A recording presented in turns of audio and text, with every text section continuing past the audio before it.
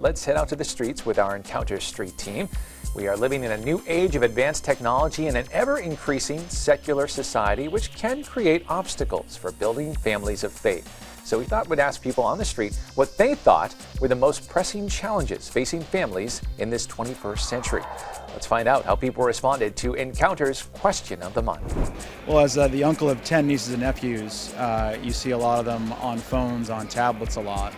And so I think one thing that is challenging is to use technology in a good way, particularly educationally, but also to have time where kids can be kids and be off in the yard and have some kind of appreciation for the natural world, not just be fed through technology all the time.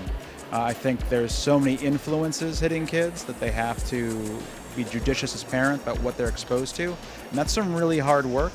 Sometimes when I listen to sports radio in my hometown of Boston or whatever, you hear guys who know so much about the Red Sox or Bruins or whatever, and you wonder, do they know much about their kid's best friend, their kid's favorite artist, their kid's favorite TV show, those kind of things. So we constantly engage in the culture, because the culture is going to influence kids an awful lot.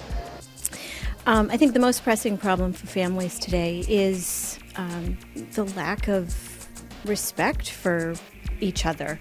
Families, I feel like the family is decaying a bit. I don't know whether parents are absent or too exhausted to invest in their children and their morality, but I think that's the biggest problem, is there's no boundaries and there's no expectations of proper behavior.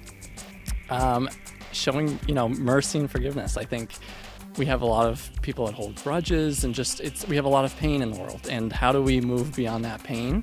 I really do think it's mercy, and I think this year just of mercy is just coming at a time of the Super Bowl of mercy, as I like to say. There's just so much coming to this point of mercy. We need mercy so much in the world, and I think our families in particular need mercy, and we need to show mercy, but until we've been shown that mercy, and you can learn that through a personal relationship with Jesus, learning that mercy in that relationship, we can truly learn to give mercy, and especially within our families is learn how to forgive and just to give that mercy. I think clearly the most pressing problem is the secular society that we live in, and the pressures on parents and children in this society to conform to the secular society and not care about things, and not, there's no right or wrong, and everything's relative and all that kind of stuff.